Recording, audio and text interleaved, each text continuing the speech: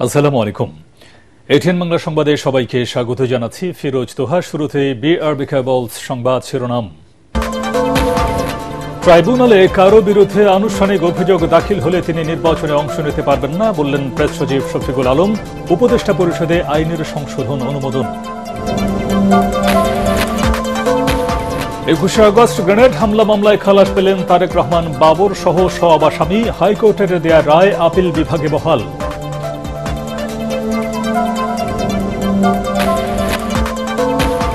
সাবেক প্রধানমন্ত্রীর সামরিক সচিবের নির্দেশে বন্দিশালায় চলত নির্যাতন, বললেন চৌধুরী মামুন। স্বীকারোক্তি দিয়ে পার পাওয়া যাবে না, বলছে স্টেট ডিফেন্স। আগামী মাসেই শেষ হচ্ছে সাক্ষ্য গ্রহণ। শেখ হাসিনা ও ছেলে সজীব ওয়াজেদকে দেশে ফেরাতে রেড অ্যালার্ট জারি করতে পুলিশ সদর দপ্তরে দুদকের চিঠি। জিএম কাদের দম্পতির দেশ ত্যাগে নিষেধাজ্ঞা। যারা নির্বাচন বিরোধী কথা বলছে তারা শেখ হাসিনার মতো অগণতান্ত্রিক আচরণ করছে, মন্তব্য আমির খসরুর। স্বৈরাচারী মানসিকতা পরিহারের আহ্বান।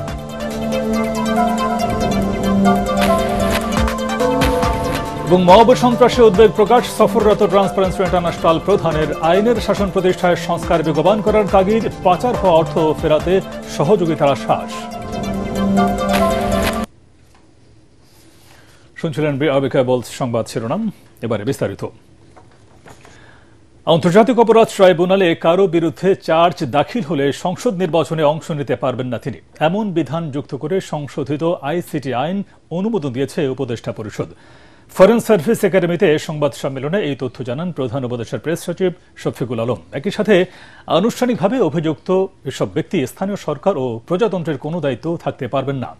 বিস্তারিত জানাচ্ছেন একরামুল হক সায়েম।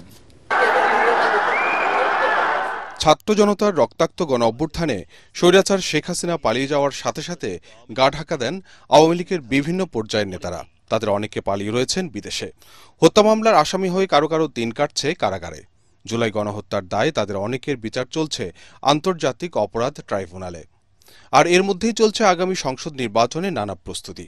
কার্যক্রম ও নিবন্ধন স্থগিত আওয়ামী লীগ দলীয়ভাবে যে নির্বাচনে অংশ নিতে পারবে না তা এরই মধ্যে স্পষ্ট। বুধবার সংশোধিত আরপিওতে ফেরারি বা পলাতক আসামিদের নির্বাচনে অযোগ্য ঘোষণার প্রস্তাব করে নির্বাচন কমিশন। একদিন পর আন্তর্জাতিক অপরাধ ট্রাইব্যুনাল আইসিটির সংশোধিত বিধানে এই আইনে আনুষ্ঠানিক অভিযুক্তদের নির্বাচনে অযোগ্য ঘোষণা করে সরকার। নতুন বিধান যুক্ত করে সংশোধিত আইসিটি আইন অনুমোদন দেয় উপদেষ্টা পরিষদ। আর এতে করে স্বতন্ত্র হয়েও নির্বাচনে অংশ নেওয়ার পথ বন্ধ হচ্ছে বেশিরভাগ আওয়ামী লীগ নেতার। অধ্যাদেশটির মাধ্যমে ইন্টারন্যাশনাল ক্রাইমস ট্রাইব্যুনাল অ্যাক্ট 1973 এর নতুন সেকশন 20C যুক্ত করা হয়েছে। নতুন সংযোজিত ধারা অনুযায়ী কোনো ব্যক্তির বিরুদ্ধে উক্ত আইনের মানে আইসিটি লয়ের সেকশন 9(1) এর অধীনে আনুষ্ঠানিক অভিযোগপত্র ফর্মাল চার্জ দাখিল হলে তিনি সংসদ সদস্য হিসেবে নির্বাচিত হওয়া বা বহাল থাকার অযোগ্য হবেন। একইভাবে তিনি স্থানীয় সরকার পরিষদ বা প্রতিষ্ঠানের সদস্য, কমিশনার, চেয়ারম্যান, মেয়র বা প্রশাসক হিসেবে নির্বাচিত হওয়া বা বহাল থাকার অযোগ্য হবেন। এমনকি প্রজাতন্ত্রের চাকরিতে নিয়োগ পাওয়া বা অন্য কোনো পাবলিক অফিসে অধিষ্ঠিত হওয়ারও অযোগ্য হবে। এদিকে উপদেষ্টা পরিষদে অনুমোদন দেওয়া হয় টেলিকমিউনিকেশন নেটওয়ার্ক ও লাইসেন্সিং নীতিমালা, যা এই খাতে ব্যবসা বান্ধব বলে জানান প্রধান উপদেষ্টার বিশেষ সহকারী। যে ক্ষেত্রে টেলিযোগাযোগ লাইসেন্সিং স্টক যে উল্লম্ব ব্যবস্থা, হায়ারার্কিক্যাল লাইসেন্সিং যে পলিসি ছিল, সেই পলিসিটাকে মধ্যস্বত্বভোগী স্তরগুলোকে রিমুভ করে 3টা মাত্র স্তরে সীমাবদ্ধ করেছে। এর পাশাপাশি আমরা স্যাটেলাইট সংক্রান্ত যে টেলিযোগাযোগ সেবা, যেটা সম্প্রতি আমাদের দেশে লঞ্চ করেছে, সেটার জন্য আরেকটি লাইসেন্স নিয়েছি। মোট 3+1 অর্থাৎ 4টা লাইসেন্সিং স্তর রেখেছি। আর বাদ বাকি সবগুলো লাইসেন্সিংকে আমরা ডিরেগুলেট করে আমরা এনলিস্টমেন্টের মধ্যে নিয়ে আসছি। অর্থাৎ এই যে নীতিমালাটা, এটা ব্যবসা বান্ধব। এর আগে প্রধান উপদেষ্টার সভাপতিত্বে তার তেজগাঁও কার্যালয়ে অনুষ্ঠিত হয় উপদেষ্টা পরিষদের সভা। একরামুল হক সায়েম, এটিএন বাংলা, ঢাকা। বহুল আলোচিত 21শে আগস্ট গ্রেনেড হামলা মামলায় সর্বোচ্চ আদালতের রায়েও খালাস পেলেন বিএনপির ভারপ্রাপ্ত চেয়ারম্যান তারেক রহমান সহ সব আসামি। রাষ্ট্রপক্ষের আপিল খারিজ করে হাইকোর্টের দেয়া খালাসের রায় বহাল রেখেছে প্রধান বিচারপতির নেতৃত্বে 6 বিচারপতির আপিল বেঞ্চ। রায়ের পর্যবেক্ষণে হাইকোর্টের দেয়া পুনর্তদন্তের আদেশ বাতিল করে দিয়েছে সর্বোচ্চ আদালত। আইনজীবীরা জানান, মামলা প্রমাণ না হওয়ায় আপিল না করেও এই রায়ের সুবিধা পাবেন তারেক রহমান এবং তার বিরুদ্ধে আর কোনো মামলা নেই। বিস্তারিত জানাচ্ছেন হুমায়ুন চিশতি। 21 বছর আগে 2004 সালের 21 আগস্ট আওয়ামী লীগের সন্ত্রাস বিরোধী সমাবেশে ছোড়া হয় যুদ্ধাস্ত্র আরজেস গ্রেনেড। নিহত হন আওয়ামী লীগ নেত্রী আইভি রহমান সহ 24 জন, আহত হন শতাধিক নেতাকর্মী।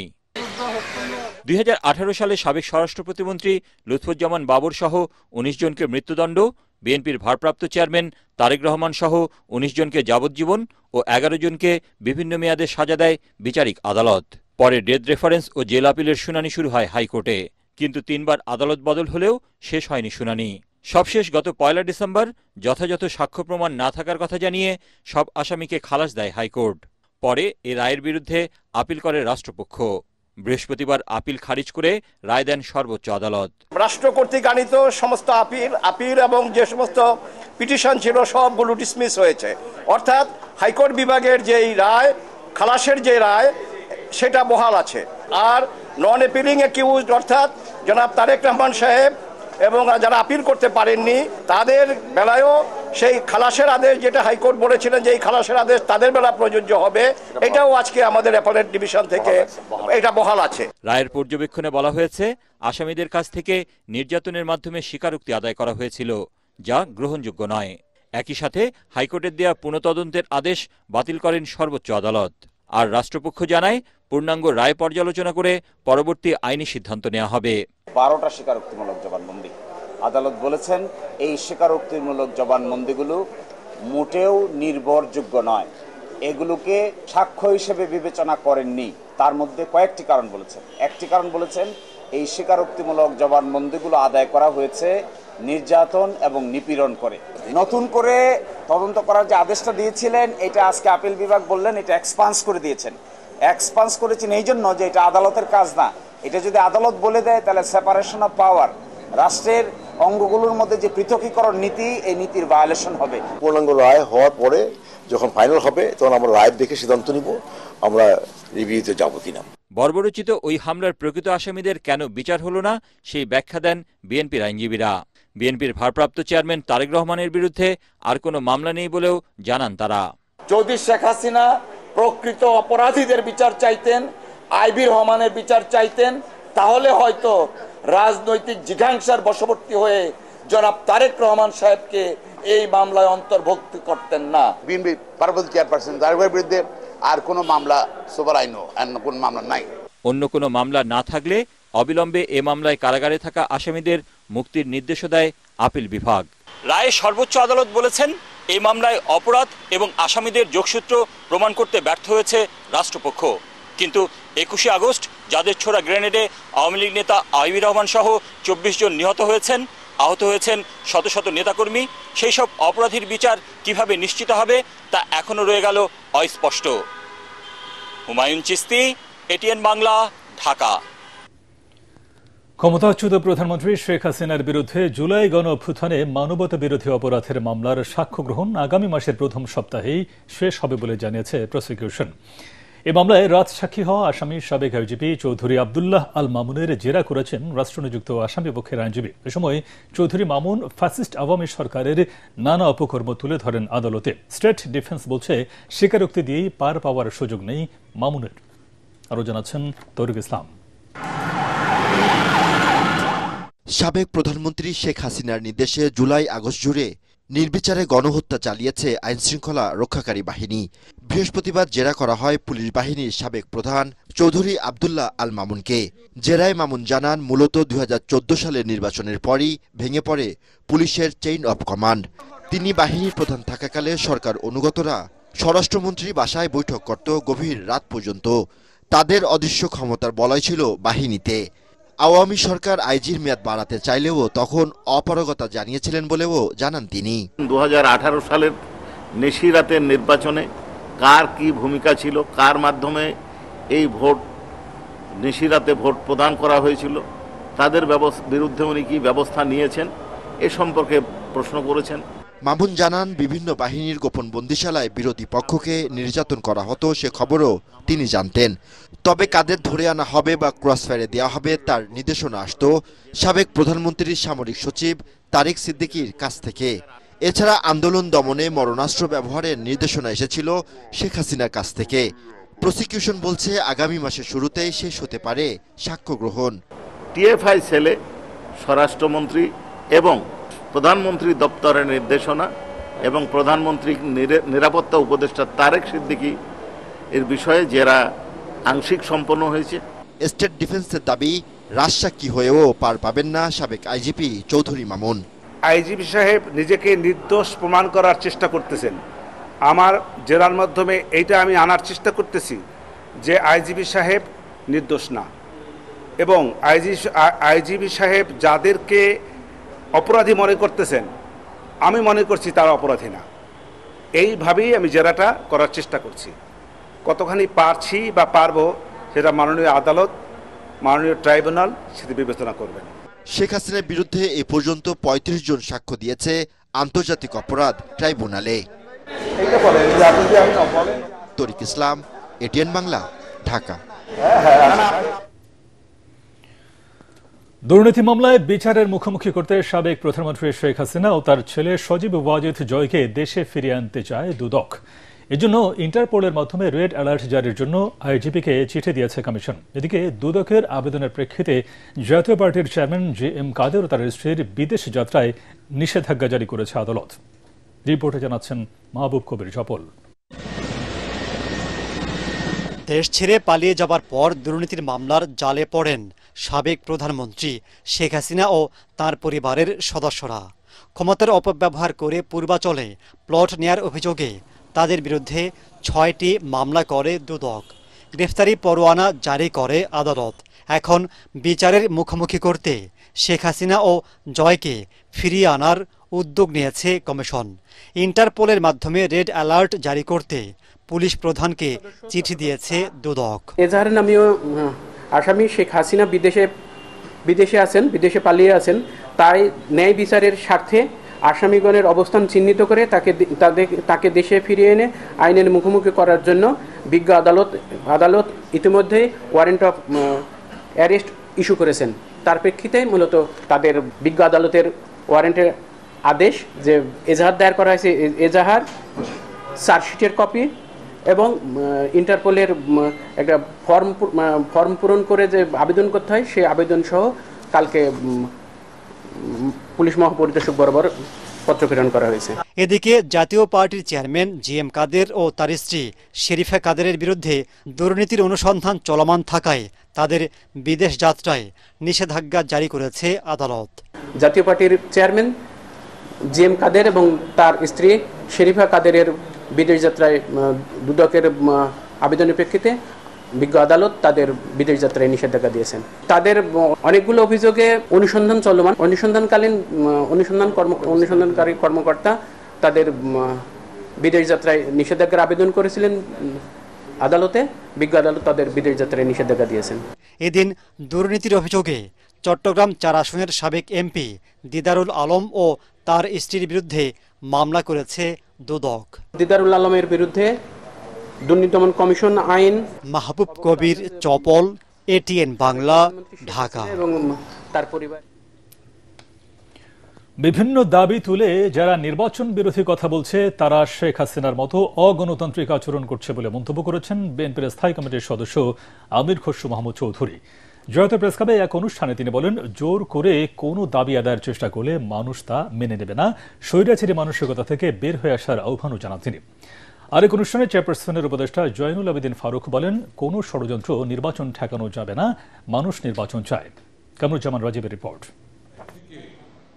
জুলাই গণ অভ্যুত্থানের বর্ষপূর্তি উপলক্ষে বাংলাদেশ জন অধিকার পার্টির আলোচনা সভায় যোগ দেন বিএনপির স্থায়ী কমিটির সদস্য আমির খসরু মাহমুদ চৌধুরী। এতে বক্তারা অভিযোগ করেন, একটি দল জুলাই গণ অভ্যুত্থানের চেতনা বিক্রি করে গণতন্ত্রের পথে বাধা সৃষ্টি করছে। এ সময় আমির খসরু বলেন, যারা অযৌক্তিক দাবি তুলে নির্বাচনের বিরুদ্ধে কথা বলে তারা শেখ হাসিনার সুরে কথা বলছে। বলেন, বর্তমান সংকট সমাধানে যত দ্রুত সম্ভব গণতান্ত্রিক প্রক্রিয়ায় যেতে হবে, এর বিকল্প কোনো পথ নেই। যদি কেউ বলে যে আমাদের এই দাবি না মানলে আমরা নির্বাচন করব না, অথবা আমরা আন্দোলন করব। এটা হচ্ছে অগণতান্ত্রিক, এটা শেখ হাসিনার চিন্তার প্রতিফলন।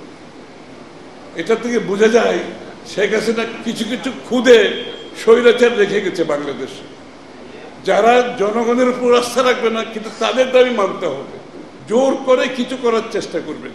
এই মন মানসিকতা থেকে বেরিয়ে আসেন, সহনশীল, অপরের মতের প্রতি শ্রদ্ধা রেখে দ্বিমত পোষণ করে গণতন্ত্রকে এগিয়ে নিয়ে যেতে হবে আমাদেরকে।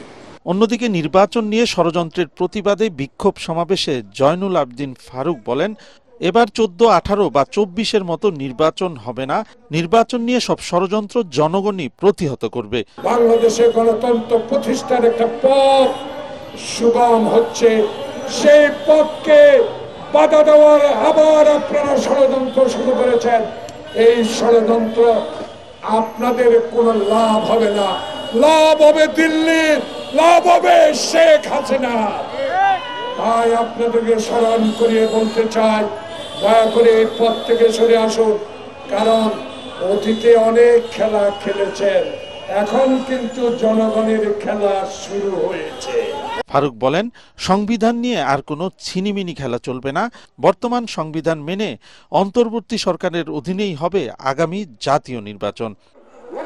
কামরুজ্জামান রাজীব, এটিএন বাংলা, ঢাকা। আওয়ামী লীগ সরকারের 15 বছরে পাচার হওয়া $240 বিলিয়ন অর্থ ফেরাতে বাংলাদেশকে সহযোগিতার আশ্বাস দিয়েছে ট্রান্সপারেন্সি ইন্টারন্যাশনাল। রাজধানীতে সংবাদ সম্মেলনে ঢাকা সফররত সংস্থাটির প্রধান ফ্রাঁসোয়া ভ্যালেরিয়া বলেছেন, অর্থ ফেরত আনতে যে দেশগুলোতে অর্থ পাচার হয়েছে তাদের উপর বাংলাদেশকেও চাপ অব্যাহত রাখতে হবে। মব ভায়োলেন্সের বিষয়ে উদ্বেগ জানিয়ে আইনের শাসন প্রতিষ্ঠায় সংস্কার বেগবান করতে সরকারকে তাগিদ দিয়েছেন ফ্রাঁসোয়া। ইমদাদুল্লাহ বাবুর রিপোর্ট। 3 দিনের সফরে ঢাকায় আসেন ট্রান্সপারেন্সি ইন্টারন্যাশনাল টিআই প্রধান ফ্রাঁসোয়া ভ্যালেরিয়া। সফরের শেষ দিনে রাজধানীর ধানমন্ডিতে টিআইবি কার্যালয়ে সংবাদ সম্মেলন করেন তিনি। এতে ফ্রাঁসোয়া বলেন, গণঅভ্যুত্থান পরবর্তী বাংলাদেশে এখন টেকসই সংস্কার খুব প্রয়োজন। পাচার হওয়া অর্থ ও সম্পদ কোথায় রয়েছে তা নির্ধারণ করা খুব গুরুত্বপূর্ণ। তাহলে আমরা আন্তর্জাতিকভাবে তা উদ্ধারে সরকারকে সহযোগিতা করতে পারি, এবং এটা তখনই সম্ভব হবে যখন সুশীল সমাজের দৃঢ়ভাবে কাজ করার সুযোগ নিশ্চিত করা যাবে। বাংলাদেশে আইন শৃঙ্খলা পরিস্থিতির অবনতি এবং মব ভায়োলেন্স নিয়ে উদ্বেগও জানান তিনি। সহিংস পরিবেশ নিয়ে আমরা উদ্বিগ্ন। এমনটি অব্যাহত থাকলে আবারও ক্ষমতার অপব্যবহারের সুযোগ তৈরি হবে। গণতন্ত্র পুনর্গঠন ছাড়া একটি সততা নির্ভর রাষ্ট্র গঠন সম্ভব নয়, সেদিকে সবাইকে নজর রাখতে হবে।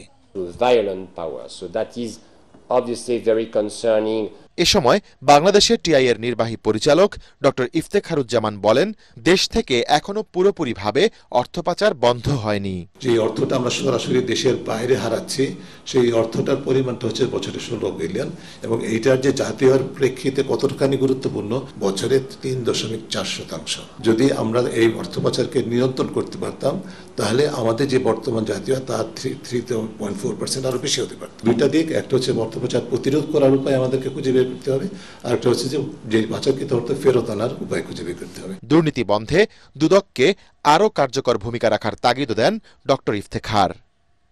ইমদাদুল্লাহ বাবু, এটিএন বাংলা, ঢাকা। গণমাধ্যমের সাথে নির্বাচন কমিশনের দীর্ঘদিনের আস্থার সংকট রয়েছে বলে মনে করেন নির্বাচন কমিশনার আনোয়ারুল ইসলাম সরকার। সাংবাদিকদের সাথে মত বিনিময়ে তিনি বলেন, স্বচ্ছ নির্বাচন আয়োজনে আস্থার সংকট দূর করা জরুরি, এজন্য গণমাধ্যমের সহযোগিতা চায় নির্বাচন কমিশন। মনির হোসেন তপুর রিপোর্ট। আজকের এই আলোচনা অনুষ্ঠানে স্বাগত। আগামী জাতীয় সংসদ নির্বাচনে সাংবাদিকদের ভূমিকা ও দায়িত্ব পালন নিয়ে নির্বাচন কমিশনের কর্মকর্তাদের সঙ্গে মতবিনিময় সভা অনুষ্ঠিত হয়। এ সময় সাংবাদিকদের দায়িত্ব পালনে বাধা ও অতীতের নির্বাচনগুলোর বাস্তবতা তুলে ধরেন গণমাধ্যম কর্মীরা। নির্বাচনের পরিবেশ ঠিক রাখতে ভুইফোর বিভিন্ন পত্রিকার সাংবাদিকদের নির্বাচন পর্যবেক্ষণ কার্ড না দেওয়ার অনুরোধ করেন ইসিবিটের সাংবাদিক সংগঠন reporters forum for election and democracy RFEDর সদস্যরা। মাননীয় নির্বাচন কমিশন সভায় নির্বাচন কমিশনাররা আশা করেন অবাধ, নিরপেক্ষ ও স্বচ্ছ নির্বাচন হবে আগামীতে। নির্বাচনে কোনো ধরনের অনিয়মকে প্রশ্রয় দেওয়া হবে না বলেও ঘোষণা দেন তারা। যেদিন শপথ নিলাম তারপর থেকে চতুর্দিক থেকে বলে যে সাংবাদিকদের সাথে কথা বলবা খুব সাবধানে। আমি, আপনি, আপনারা সবাই মিলে কেউ কিন্তু আস্থার জায়গায় নাই। আমি আস্থার জায়গায় আসি আমি দাবি করি না। এই যে আস্থার সংকট, এটা আমাদের জাতীয় সংকট। আপনাদের যেই নীতিমালার খসড়া আপনারা দিয়েছেন, এটি যদি আমরা আগে পেতাম তাহলে হয়তো আজকে কি বলে যে আমাদের জন্য আরেকটু সুবিধা হতো। ওপেন স্পেসে নির্বাচন করার মতো মানসিকতা তৈরি করেন, মতামত তৈরি করেন। ওপেন স্পেসে নির্বাচন, সেটাই হবে ট্রান্সপারেন্ট। কিন্তু ওই কি বলে বদ্ধ ঘরে কোনোদিনও ট্রান্সপারেন্ট করতে পারবেন না। আর এত সাংবাদিককে একসাথে অ্যাকোমোডেট করাও যাবে না, আপনাদের মনও আমরা তুষ্ট করতে পারবো না। এ সময় ভোট কেন্দ্রে সাংবাদিকদের 10 মিনিটের বেশি থাকতে না দেওয়ার সিদ্ধান্ত থেকে বেরিয়ে আসার অনুরোধ জানিয়েছে RFED। ম্যাডাম, একটা আপনার প্রশ্নের একটা উত্তর নিয়ে যেতেন ম্যাডাম। মনির হোসেন তপু, ATN বাংলা, ঢাকা। ডাকসু নির্বাচনের বাকি আর মাত্র 4 দিন। শেষ সময়ে প্রার্থীরা পুরোদমে প্রচার প্রচারণায় ব্যস্ত থাকতেও শঙ্কিত সাইবার হামলা, মব সন্ত্রাস ও আইনি প্রক্রিয়া নিয়ে প্রধান রিটার্নিং কর্মকর্তা অধ্যাপক জসিমউদ্দিন বলেন, আদালতের বিষয়ে আইনি প্রক্রিয়ায় মোকাবেলা করা হবে। শঙ্কা কাটিয়ে 9 সেপ্টেম্বর একটি মডেল নির্বাচন উপহার দেওয়ার প্রত্যয় ব্যক্ত করেন তিনি। এদিকে ভিপি প্রার্থিতা বাতিল হওয়া ছাত্রলীগের জুলিয়াস সেজারের রিটের শুনানি করতে অপারগতা প্রকাশ করেছে হাইকোর্ট। মিজান শাহজাহানের রিপোর্ট। হল ও একাডেমিক ভবনের সামনে প্রচার প্রচারণায় ব্যস্ত সময় পার করছেন প্রার্থীরা। ডাকসু নির্বাচনকে সামনে রেখে পুরো ক্যাম্পাসই লেগেছে উৎসবের রং। বাকযুদ্ধ থাকতে পারে, কিন্তু একটা সহমর্মিতা দেখানো উচিত প্রত্যেকটা দলেরই। এক্সট্রিম লেভেলে চলে যাবে তখন কিন্তু ভোটাররা নিরুৎসাহিত হবে এবং তারা দেখা যাবে এবং গন্ডগোল হওয়ার একটা আশঙ্কা তৈরি হবে, তখন কিন্তু তারা ভোট দিতে আসবে না। সব প্যানেলেই সাইবার হামলা নিয়ে শঙ্কার কথা জানিয়েছেন। এ ব্যাপারে প্রশাসনকে সজাগ দৃষ্টি রাখার তাগিদ শিবিরের বিপি প্রার্থী সাদেক কায়েমের। সাইবার বুলিং এর সাথে যারা জড়িত আছে আমরা তাদের বিরুদ্ধে দৃষ্টান্তমূলক বিচারের আওতায় নিয়ে আসব। মব সন্ত্রাসের মাধ্যমে পরিস্থিতি ভিন্ন খাতে নিয়ে যাওয়ার শঙ্কা দেখছেন ছাত্রদলের বিপি প্রার্থী আবিদুল ইসলাম খান। ইতিমধ্যেই বিভিন্ন প্রমাণ বিশ্ববিদ্যালয় প্রশাসনের কাছে আমরা পৌঁছে দিয়েছি, নির্বাচন কমিশনের কাছে, যে একটা নির্দিষ্ট গোষ্ঠী পরিকল্পিতভাবে ভোটার সংখ্যা কমাতে চায়। ছাত্রলীগের জুলিয়াস সিজার তালুকদার প্রার্থিতা ও ভোটার তালিকায় নাম ফিরে পেতে রিট করেছেন হাইকোর্টে। তবে ডাকসু নিয়ে আপিল বিভাগের সিদ্ধান্ত থাকায় এ বিষয়ে নতুন করে রিট শুনতে অপারগতা জানিয়েছেন হাইকোর্টের বিচারপতি আকরাম হোসেন চৌধুরী ও বিচারপতি ফয়েজ আহমেদের দ্বৈত বেঞ্চ। প্রধান রিটার্নিং কর্মকর্তা অধ্যাপক ডক্টর জসিমউদ্দিন বলেন, ইতিহাস সৃষ্টি করতে যাচ্ছে ডাকসু।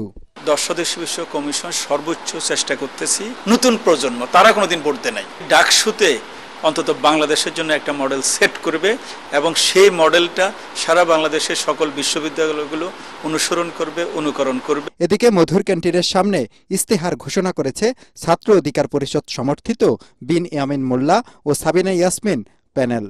ডাকসু নির্বাচনে প্রচার প্রচারণা চালানো যাবে ভোট গ্রহণের 24 ঘন্টা আগ পর্যন্ত। ডিজিটাল বাংলাদেশে যেরকম অনেক ইতিবাচক দিক রয়েছে, একই সাথে নেতিবাচক দিকও রয়েছে। ডিজিটাল প্ল্যাটফর্মে যেরকম প্রার্থীরা সহজেই প্রচার প্রচারণা চালাচ্ছেন, আবার অনেকে এই প্ল্যাটফর্ম ব্যবহার করে সাইবার বুলিং চালাচ্ছেন। এখানে প্রার্থী এবং শিক্ষার্থীর সবার প্রত্যাশা, কেউ সাইবার বুলিং চালাবেন না, যার যার অবস্থান থেকে তিনি তার প্রচারণা চালাবেন, কাউকে ব্যক্তিগত আক্রমণ বা কারো চরিত্র হননের চেষ্টা করবেন না। মিজান শাহজাহান, ATN বাংলা, ঢাকা বিশ্ববিদ্যালয়। রাজশাহী বিশ্ববিদ্যালয় কেন্দ্রীয় ছাত্র সংসদ, রাকসু হল সংসদ ও সিনেট ছাত্র প্রতিনিধি নির্বাচনে মনোনয়নপত্র দাখিল শুরু হয়েছে, চলবে রোববার পর্যন্ত। গতকাল মনোনয়ন বিতরণের শেষ দিনে মনোনয়ন তুলেছেন 1233 শিক্ষার্থী। এর মধ্যে রাবির 17টি হল সংসদে 754 জন, রাকসুতে 395 ও সিনেট ছাত্র প্রতিনিধি পদে 84 জন মনোনয়নপত্র তোলেন। জাতীয়তাবাদী ছাত্রদল, ছাত্র শিবির সহ কয়েকটি অরাজনৈতিক সংগঠন মনোনয়নপত্র তুলেছে। ভোটার ও প্রার্থী হওয়ার সুযোগ পেয়ে উচ্ছ্বসিত নবীন শিক্ষার্থীরা। এদের ভয়েস হিসেবে কথা বলার জন্য আমি আজকে মহিলা বিষয়ক সম্পাদকের ফর্মটা তুলেছি। যে মতের ভিন্নতা ছিল সেই ভিন্নতার একটা সুষ্ঠু সমাধান হয়েছে, সমাধানের ফলে নির্বাচনটা আবার সুষ্ঠু পরিবেশের আগের পর্যায়ে ফিরে এসেছে। রাজধানীর শাহবাগ থানার সন্ত্রাস বিরোধী আইনের মামলায় সাংবাদিক মঞ্জুরুল আহসান পান্নার জামিন শুনানিতে হট্টগোলের ঘটনা ঘটেছে। বিচারক এজলাসে থাকাকালে বেসরকারি টেলিভিশন সময় টিভির আসিফ মোহাম্মদ সিয়াম নামে এক সাংবাদিককে মারধরের অভিযোগ উঠেছে।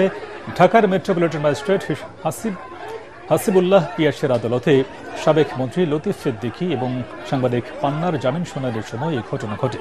লতিফ সিদ্দিকীকে আদালতে হাজির করা না হলেও সাংবাদিক পান্নাকে আদালতে হাজির করা হয়। শুনানি শেষে দুজনেই জামিন আবেদন নামঞ্জুর করেন বিচারক।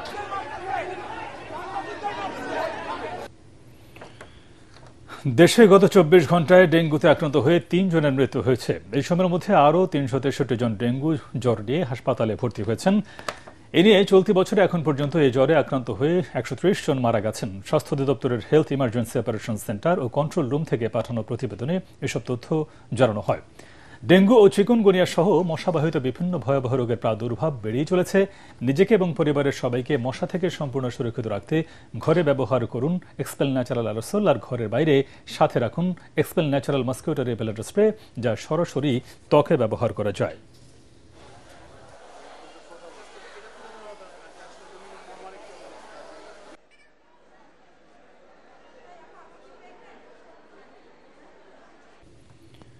এটিএন বাংলার বার্তা বিভাগের পরিচালক হাসান আহমেদ চৌধুরী কিরণের পিতা বিশিষ্ট সমাজসেবক আলহাজ মকবুল আহমেদ চৌধুরীর মৃত্যুতে গভীর শোক ও দুঃখ প্রকাশ করেছে বিএনপি মহাসচিব মির্জা ফখরুল ইসলাম আলমগীর। এক শোক বার্তায় তিনি বলেন, ধার্মিক ও পরোপকারী ব্যক্তি হিসেবে মরহুম মকবুল আহমদ চৌধুরী নিকটজনদের কাছে শ্রদ্ধাভাজন ছিলেন। মরহুমের বিধি আত্মার মাগফিরাত কামনা করে তার পরিবার পরিজনদের প্রতি গভীর শোক ও সহমর্মিতা জ্ঞাপন করেন বিএনপি মহাসচিব। আগামী শনিবার ঢাকার মোহাম্মদপুর ও লক্ষ্মীপুরে তার কুলখানি অনুষ্ঠিত হবে বলে মরহুমের পরিবারের পক্ষ থেকে জানানো হয়েছে। গণ অধিকার পরিষদের সভাপতি নুরুল হক নূরের শারীরিক অবস্থার অবনতি হয়েছে বলে জানিয়েছেন দলের সাধারণ সম্পাদক রাশেদ খান। তিনি জানান, তার নাক দিয়ে জমাট বাঁধা রক্ত বের হয়েছে। ঢাকা মেডিকেল কলেজ হাসপাতালে নুরুল হকের সবশেষ খবর নিয়ে সংবাদ সম্মেলনে তিনি একথা জানান। থানায় মামলা নেবে কিনা তা নিয়ে সংশয় থাকায় আদালতে যাওয়ার প্রস্তুতি নিচ্ছে দলটি। রিপোর্ট করছেন আদিল সজীব। হাসপাতালের বিছানায় ডাকসুর সাবেক ভিপি নুরুল হক নূরের বসে থাকার এই দৃশ্য আপাত দৃষ্টিতে স্বস্তির হলেও তার নাক দিয়ে জমাট বাঁধাই রক্ত বের হওয়ার খবর পরিবারের কাছে অস্বস্তির, দুশ্চিন্তার। নাক কিছুটা বাঁকা হয়েছে, পারছেন না মুখ নাড়াতেও। তো মাথায় অনেক রক্ত জমাট। ঢাকা মেডিকেল কলেজ হাসপাতালে জরুরি সংবাদ সম্মেলনে এসে গণ অধিকার পরিষদ বলছে তার সুস্থতার খবরটি সঠিক নয়। জানাই, নাক, চোখ, মগজের হাড়ও ক্ষতিগ্রস্ত হয়েছে, দেখা দিয়েছে পেটের সমস্যাও। তার অবস্থা এখনো পর্যন্ত আশঙ্কাজনক এবং তার নাক দিয়ে এখনো পর্যন্ত ব্লিডিং হচ্ছে, তার কাশির সাথে ব্লিডিং হচ্ছে। তাকে জিজ্ঞেস করছিলাম এখন কি অবস্থা, তিনি খুব আস্তে করে বললেন যে ভাই আমার নাকটা আপনি দেখেন পুরো বাঁকা হয়ে গেছে। তিনি হা করতে পারছেন না। ডাক্তাররা তার দাঁতের অবস্থা দেখার জন্য আমার সামনেই বললেন আপনি একটু হা করেন। নুরুল হক নূর হা করতে পারলেন না। রাশেদ খান জানান, নুরুল হক নূর সহ দলের নেতাকর্মীদের উপর হামলার ঘটনায় জড়িতদের বিরুদ্ধে আদালতে মামলার প্রস্তুতি নিচ্ছে দলটি। থানায় এই ঘটনাকে কেন্দ্র করে মামলা নিবে কিনা সেটি নিয়ে আমাদের অনাস্থা রয়েছে। এই ঘটনাকে কেন্দ্র করে আমরা আদালতের শরণাপন্ন হতে চাই। ইতোমধ্যে সরকারের পক্ষ থেকে এক সদস্য বিশিষ্ট একটি বিচার বিভাগীয় তদন্ত কমিটি গঠন করেছে। আমরা এই কমিটির উপরেও আস্থা রাখতে চাই। নুরুল হক নূরকে হত্যার উদ্দেশ্যে হামলা চালানো হয়েছে জানিয়ে জড়িতদের বিচার ও স্বরাষ্ট্র উপদেষ্টার আবারও পদত্যাগের দাবি জানিয়েছে গণ অধিকার পরিষদ। আদিন সজীব, এটিএন বাংলা, ঢাকা। ডিবি পরিচয়ে ডাকাতির প্রস্তুতির সময় সংঘবদ্ধ ডাকাত দলের 7 জনকে গ্রেফতার করেছে শাহবাগ থানা পুলিশ। গতরাতে রাজধানীর গুলিস্তান গোলাপ শাহ মাজারের দক্ষিণ পাশে লেগুনা স্ট্যান্ডের সামনে অভিযান চালিয়ে তাদের গ্রেফতার করা হয়। এ সময় তাদের কাছ থেকে ডাকাতি কাজে ব্যবহৃত একটি মাইক্রোবাস, ডিবির jacket, walkie talkie set, handcuff, খেলনা পিস্তল, পুলিশের ভুয়া আইডি কার্ড, লেজার লাইট এবং লাঠি সোটা উদ্ধার করা হয়। মিন্টো রোডের ডিএমপি মিডিয়া সেন্টারে এক সংবাদ সম্মেলনে রমনা জোনের ডিসি জানান, দেশের বিভিন্ন জায়গা থেকে রাজধানীর তাঁতি বাজারে আসা স্বর্ণ ব্যবসায়ী এবং ব্যাংক থেকে বড় অঙ্কের টাকা উত্তোলনকারীদের টার্গেট করত গ্রেফতারকৃত সংঘবদ্ধ ডাকাত দলের সদস্যরা। তারা আইনশৃঙ্খলা বাহিনীর পরিচয়ে ডাকাতি করত। তাদের সোর্স আছে, বসে আছে, ঘুরতেছে, বা ওই যে কাজ করার ভান করতেছে বা টাকা তোলার ভান করতেছে, আসলে সে টাকাও তুলতেছে না, কোনো কিছু করতেছে না, কিন্তু ওইখানে আছে। তার কাজটা হচ্ছে যখন বড় অ্যামাউন্টের কেউ আসলো নিয়ে যাচ্ছে, যদি দেখে যে একটু ভালনারেবল, অনেক সময় যে বয়স্ক লোক থাকে, অনেকে আবার একা একই আসে, ওই সব জায়গায় টার্গেট করে বেশি এরা। আল আরাফা ইসলামী ব্যাংক অর্থ সংবাদ।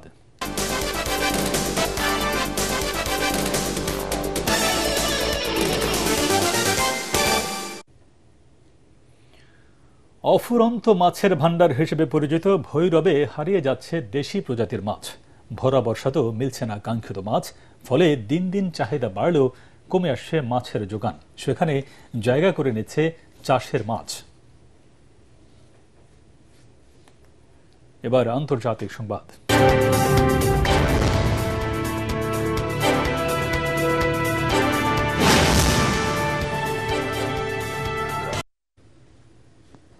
ইউক্রেন যদি শান্তি চুক্তিতে রাজি না হয় তবে সামরিকভাবেই রাশিয়া তার লক্ষ্য অর্জন করবে বলে হুঁশিয়ারি দিয়েছেন দেশটির প্রেসিডেন্ট ভ্লাদিমির পুতিন। তবে যুদ্ধ বন্ধে ইউক্রেনের সাথে আলোচনা চলতে পারে বলেও মনে করেন তিনি। চীনে সামরিক কুচকাওয়াজে যোগ দেওয়ার পর তিনি এসব মন্তব্য করেন। অবশ্য যুদ্ধ থামাতে মার্কিন প্রেসিডেন্ট ডোনাল্ড ট্রাম্পের প্রচেষ্টার ভূয়সী প্রশংসা করেন পুতিন। এদিকে ইউক্রেন সফরে যুক্তরাজ্যের প্রতিরক্ষামন্ত্রী জন হিলি বিবিসিকে জানিয়েছেন, ট্রাম্প অন্তত পুতিনকে আলোচনার টেবিলে আনতে পেরেছেন। যুদ্ধবন্ধে প্রয়োজনে যুক্তরাজ্য সহ মিত্ররা ইউক্রেনকে আরও সামরিক সহায়তা দেওয়ার পাশাপাশি রাশিয়ার উপর বাড়তি অর্থনৈতিক চাপ প্রয়োগ করবে বলেও জানান তিনি। গ্রিন ভয়েসের উদ্যোগে জাতীয় প্রেস ক্লাবে অনুষ্ঠিত হল খেলার মাঠ, পার্ক, উন্মুক্ত স্থান আর গণপরিসর তারুণ্যের অধিকার না দায় শীর্ষক সংলাপ।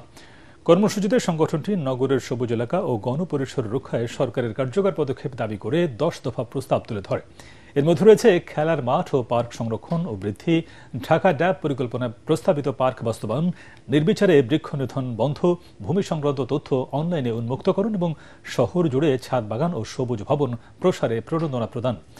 অনুষ্ঠানে নগরবিদ স্থপতি ইকবাল হাবিব, সাংবাদিক শুভ কিবরিয়া, গ্রিন ভয়েসের সহ সমন্বয়ক আরিফুর রহমান ও ফাহমিদা নাজরিন সহ তরুণ শিক্ষার্থীরা বক্তব্য রাখেন। এবার খেলার খবর।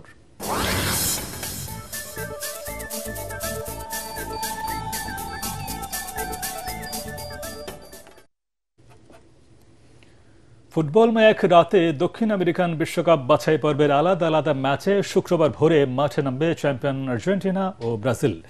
আর্জেন্টিনার রাজধানী বুয়েনোস আয়ার্সে ভোর 5:30টায় আর্জেন্টিনার প্রতিপক্ষ ভেনেজুয়েলা আর রিও ডি জেনিরোতে সকাল 6:30টায় ব্রাজিলের মুখোমুখি হবে চিলি।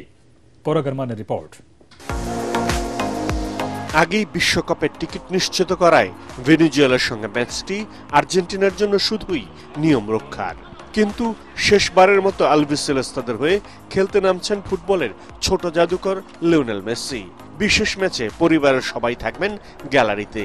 85,000 ধারণ ক্ষমতার স্তাদিও মনুমেন্টালও চাইছে মেসির বিদায় অনুষ্ঠান স্মরণীয় করে রাখতে। অবশ্য অবসর শব্দটি উচ্চারণ করেননি লিওনেল মেসি। তবে কদিন আগেই জানিয়েছেন বিশ্বকাপ বাছাই ঘরের মাঠে এটি আর্জেন্টিনার শেষ ম্যাচ, সুতরাং তার জন্য বিশেষ কিছু। 2005 সালে আর্জেন্টিনার সিনিয়র দলে অভিষেকের পর এ পর্যন্ত মোট 193 ম্যাচে 112টি গোল করেছেন মেসি। আর মনুমেন্টাল স্টেডিয়ামে আগের 27 ম্যাচে গোল করেছেন তিনি 17টি। এদিকে 2026 সালের বিশ্বকাপ নিশ্চিত করা আরেক দল ব্রাজিলের জন্য ম্যাচটি হলো বাছাই পর্বে ঘরের মাঠে শেষ ম্যাচ, আর চিলির জন্য হলো জ্বলে ওঠার শেষ সুযোগ। সেলেসাওদের জন্য এবারের বিশ্বকাপ বাছাইটা সুখকর ছিল না। বাজে পারফরমেন্সের কারণে কোচ পরিবর্তন করতে হয়েছে। দায়িত্ব এখন কার্লো আনচেলোত্তি। ইকুয়েডরের সাথে ড্র করলেও প্যারাগুয়েকে হারিয়ে বিশ্বকাপে খেলা নিশ্চিত করে সেলেসাওরা। তবে চোটের কারণে নেই অন্যতম সেরা তারকা নেইমার। ব্রাজিলের হয়ে 100তম ম্যাচ খেলতে যাচ্ছেন মার্কিনহোস। নতুন এবং অভিজ্ঞ ফুটবলারদের নিয়ে চিলি পরীক্ষায় নামতে হচ্ছে ব্রাজিলকে। পরাগামান, এটিএন বাংলা। বিশ্বকাপ বাছাই পর্ব খেলার যোগ্যতা অর্জন করেছে বাংলাদেশ। হকিতে ভারতের বিহার ইউনিভার্সিটি হকি স্টেডিয়ামে এশিয়া কাপের ম্যাচে কাজাখস্তানকে 5-1 গোলে হারিয়ে বিশ্বকাপ বাছাই পর্বের টিকিট নিশ্চিত করেছে লাল সবুজের দল। ম্যাচ সেরা রোমান সরকার এবং আশরাফুল ইসলাম দুটি করে গোল করেন। বাংলাদেশের পক্ষে অন্য গোলটি করেন তায়েব আলী। এই জয়ে শনিবার দুপুর 2টায় এশিয়া কাপের পঞ্চম স্থানের জন্য জাপানের মুখোমুখি হবে বাংলাদেশ। নিরাপত্তা শঙ্কা ও আর্থিক সংকটে পাকিস্তান টুর্নামেন্ট থেকে নাম প্রত্যাহার করলে সুযোগ পায় বাংলাদেশ। সুযোগ পেয়ে সেটিকে দুর্দান্তভাবে কাজে লাগিয়েছে জহুরুল ইসলাম রাজনের দল। একটি ঘোষণা, এটিএন বাংলার নাম ব্যবহার করে সাংবাদিক পরিচয়ে কতিপয় ব্যক্তির বিরুদ্ধে সংবাদ সংগ্রহের নামে দেশের বিভিন্ন স্থানে চাঁদাবাজির অভিযোগ পাওয়া যাচ্ছে। এ ধরনের চাঁদাবাজ ও ভুয়া নাম ব্যবহারকারীদের নিকটস্থ থানায় সোপর্দ করার জন্য অনুরোধ জানাচ্ছে এটিএন বাংলা কর্তৃপক্ষ। এছাড়াও প্রতিষ্ঠানটিতে সাংবাদিক ও জনবল নিয়োগের ভুয়া বিজ্ঞাপন দিয়ে একটি চক্র প্রতারণা করছে। বর্তমানে এটিএন বাংলায় কোনো ধরনের নিয়োগ প্রক্রিয়া চলছে না। নিয়োগ নিয়ে কারো সাথে আর্থিক লেনদেন না করার অনুরোধ জানাচ্ছে এটিএন বাংলা কর্তৃপক্ষ। শেষ করার আগে বিআরবি কেবলস সংবাদ শিরোনাম আরেকবার। ট্রাইব্যুনালে কারো বিরুদ্ধে আনুষ্ঠানিক অভিযোগ দাখিল হলে তিনি নির্বাচনে অংশ নিতে পারবেন না বললেন প্রেস সচিব শফিকুল আলম। উপদেষ্টা পরিষদে আইনের সংশোধন অনুমোদন। 21 আগস্ট গ্রেনেড হামলা মামলায় খালাস পেলেন তারেক রহমান। বাবর সহ সব আসামি। হাইকোর্টের দেয়া রায় আপিল বিভাগে বহাল।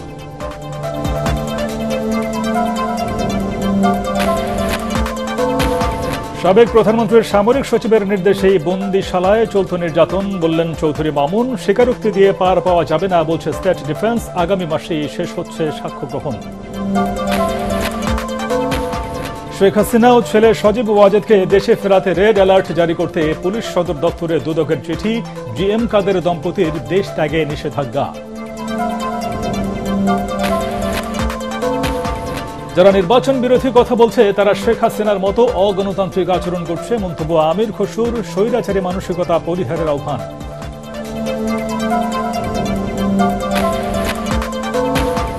এবং মব সন্ত্রাসে উদ্বেগ প্রকাশ। সফররত ট্রান্সপারেন্সি ইন্টারন্যাশনাল প্রধানের আইনের শাসন প্রতিষ্ঠায় সংস্কার বেগবান করার তাগিদ। পাচার হওয়া অর্থ ফেরাতে সহযোগিতার আশ্বাস। পরবর্তী সংবাদ দেখার আমন্ত্রণ জানিয়ে এখনকার মতো শেষ করছি। এটিএন বাংলার সংবাদ ইউটিউবে দেখে ব্রাউজ করুন, youtube/ATN Bangla News। ধন্যবাদ সবাইকে।